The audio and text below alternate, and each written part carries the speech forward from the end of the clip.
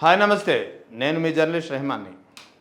ఆంధ్రప్రదేశ్, తెలంగాణ రెండు తెలుగు రాష్ట్రాల్లో సర్ ప్రక్రియ జోరుగా సాగుతుంది. వాస్తవానికి ఆంధ్రప్రదేశ్లో మొన్న జూలై 14తో సర్ తుది గడువు ముగిసిన తర్వాత సరే, ఆ తర్వాత రాజకీయ పార్టీలు కొన్ని సంఘాల విజ్ఞప్తి మేరకు ఈ గడువు తేదీని ఆంధ్రప్రదేశ్లో జూలై 24 వరకు పొడిగించారు. అంటే మరో 4-5 రోజుల్లో సర్ ప్రక్రియ ఆంధ్రప్రదేశ్లో ముగియనుంది. అదే రోజు తెలంగాణలో కూడా సర్ ప్రక్రియ ముగియబోతోంది. సో స్పెషల్ ఇంటెన్సివ్ రివిజన్ పేరిట దేశవ్యాప్తంగా వివిధ రాష్ట్రాల్లో చేపడుతున్నటువంటి ప్రక్రియ పట్ల పెద్ద ఎత్తున రాజకీయ పార్టీలో ఒక ఆందోళన నెలకొంది.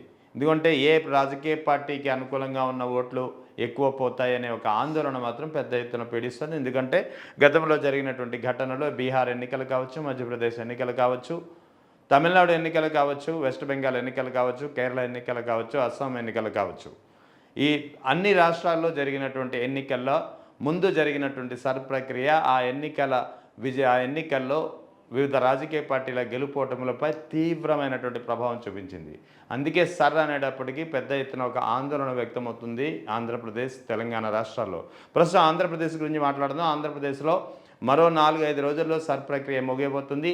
మరో 4-5 రోజుల్లో సర్ ప్రక్రియ ముగిసిన తర్వాత ఆంధ్రప్రదేశ్లో ఎన్ని ఓట్లు గల్లంతవుతాయి, ఎన్ని ఓట్లు జాబితా నుంచి తొలగిస్తారనేది చాలా ప్రశ్నార్థకంగా మారింది. ఒక అంచనా ప్రకారం అయితే దాదాపుగా 1 కోటి ఓట్లను టార్గెట్ చేసినట్టు తెలుస్తోంది.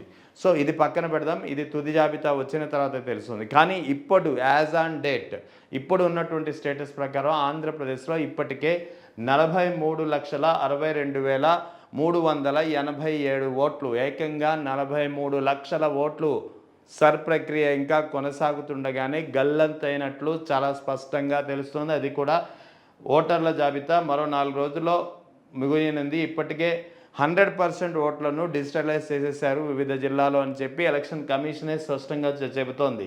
రాష్ట్ర వ్యాప్తంగా 43,62,387 మంది ఓటర్ల వివరాలు తెలియడం లేదు. ఏమయ్యాయి, ఉన్నారా లేరా, ఎక్కడికైనా షిఫ్ట్ అయ్యారా, లేకపోతే చనిపోయారా, ఈ వివరాలన్నీ తెలియాల్సి ఉన్నాయి.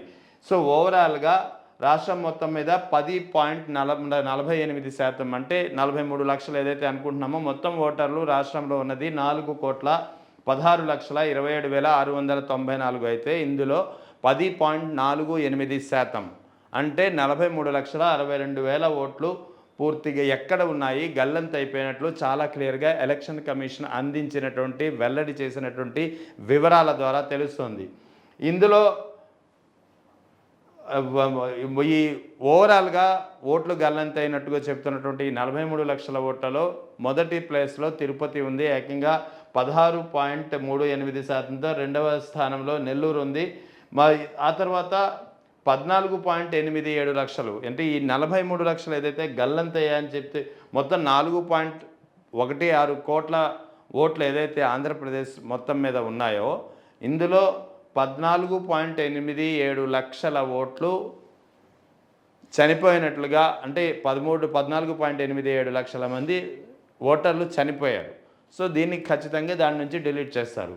ఇక రెండవది 13.68 లక్షల మంది మైగ్రేట్ అయిపోయారు శాశ్వతంగా, అంటే వలస కూలీల నేపథ్యంలో కాకుండా వివిధ ఉద్యోగాల నిమిత్తం వేరే రాష్ట్రాలకు కానీ విదేశాలకు కానీ వెళ్ళి అక్కడ స్థిరపడిపోయిన వాళ్ళు, ఇక్కడ ఓటు హక్కు వదులుకున్న వాళ్ళు. సో ఇలాంటి వాళ్ళు ఒక 13 లక్షలు, అంటే వెరసి రెండు కలిపి 27 లక్షల ఓట్లు ఇక్కడికే పోతున్నాయి డైరెక్ట్గా. సో ఓవరాల్గా 4.16 కోట్ల ఓట్లలో 43,62,387 మంది ఓట్ల వివరాలు తెలియడం లేదు, ఎక్కడున్నారనేది.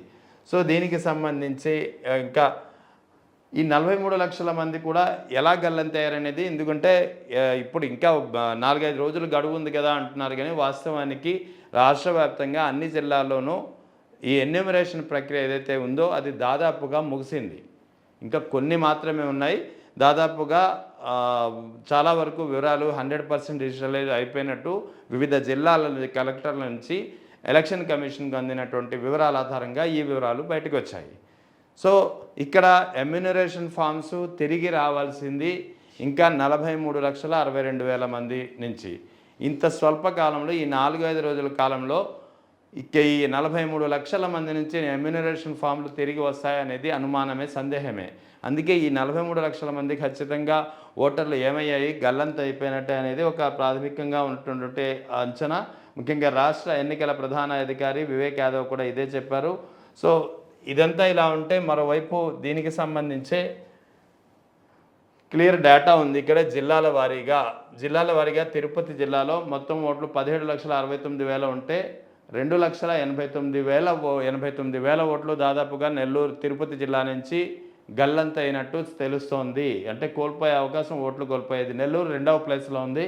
మొత్తం 19,74,000 ఓట్లు ఉంటే నెల్లూరు జిల్లాలో ఇక్కడ ఓట్లు కోల్పోతున్నది 2,95,000 ఓట్లు. ఇది కూడా చాలా పెద్ద నెంబర్. అంటే మొదటి 2 స్థానాల్లో అంటే పెద్ద ఎత్తున రాష్ట్రంలో సర్ ప్రక్రియ అమలు జరుగుతున్న నేపథ్యంలో పెద్ద ఎత్తున ఓట్లు కోల్పోతున్న వారి సంఖ్యలో మొదటి స్థానంలో తిరుపతి జిల్లా ఉంటే రెండవ స్థానంలో నెల్లూరు జిల్లా ఉంది.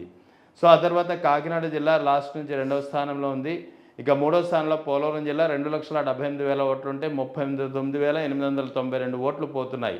గుంటూరు జిల్లా 18,02,074 ఓట్లు ఉంటే 2,42,000 పోతున్నాయి. వైఎస్ఆర్ కడప జిల్లాలో 18,96,231 ఓట్లు ఉంటే 2,49,448 ఓట్లు పోతున్నాయి. 13%గా చెప్పవచ్చు. సో ఓవరాల్గా తిరుపతి, నెల్లూరు, పోలవరం, తిరుపతిలో 16.38% ఓట్లు గల్లంతవుతున్నాయి.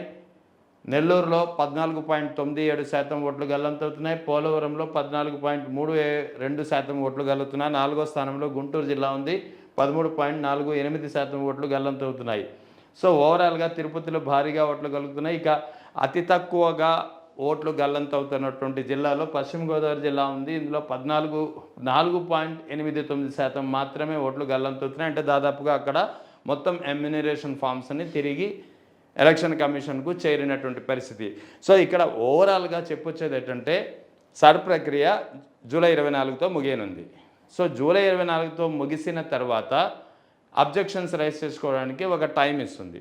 ఆ టైం తర్వాత మరో 10-15 రోజుల తర్వాత అంటే ఆగస్టు ఎండింగ్కి లేదా సెప్టెంబర్ మొదటి వారంలో సర్ ప్రక్రియ ముగిసిన తర్వాత తుది జాబితా అనేది ఎలక్షన్ కమిషన్ విడుదల చేస్తుంది. విడుదల చేసిన తర్వాత మొత్తం ఓట్లు కోల్పోయేది దాదాపుగా 1 కోటి ఓట్లు వరకు ఉండవచ్చనేది ఒక అంచనా. ఈ అంచనానే ఇప్పుడు రాజకీయ పార్టీలని తీవ్రంగా భయపెడుతోంది. ఎందుకంటే 1 కోటి ఓట్లు పోతున్నాయి అంటే అది ఏ రాజకీయ పార్టీ కొంపముచ్చుతుందనేది అంచనా వేయడం కష్టం. సో ఈ నేపథ్యంలో ఇంకా సర్ ప్రక్రియ ముగియకుండానే ఇంకో 4-5 రోజులు ఉండగానే ఇప్పటికే 43,62,387 ఓట్లు గల్లంతైపోయాయి. వాళ్ళు ఏమయ్యారు, ఉన్నారా లేదా అనేది తెలియడం లేదు. ఎందుకంటే వీటి 43,62,000 ఓట్లకు సంబంధించినటువంటి ఎమ్యూనరేషన్ ఫామ్స్ తిరిగి రాలేదు. ఈ 4-5 రోజుల స్వల్పకాలంలో తిరిగి వస్తాయా అనేది చెప్పలేము. సో ఈ నేపథ్యంలో సర్ ప్రక్రియపై ఏ విధంగా అయితే అనుమానాలు, ప్రశ్నార్థకాలు, ఒక భయంకరమైనటువంటి ఒక ఆందోళన నెలకొందో రాజకీయ పార్టీలో, ఈ ఆందోళనకు బలం చేకూర్చే అంశాలు ఇప్పుడు ఈ సర్ ప్రక్రియలో గల్లంతైనటువంటి ఓట్లే 43 లక్షల ఓట్లే ఈ తుది ప్రక్రియ ముగిసిన తర్వాత విడుదల చేసే జాబితాలో మరెంతమంది ఓట్లు గల్లంతవుతాయి, ఎంతమంది ఓట్లు కోల్పోతారు, ఏ రాజకీయ పార్టీకి కొంప ముచ్చుతుందనేది చాలా చర్చనీయాంశమైనటువంటి విషయంగా మారుతోంది.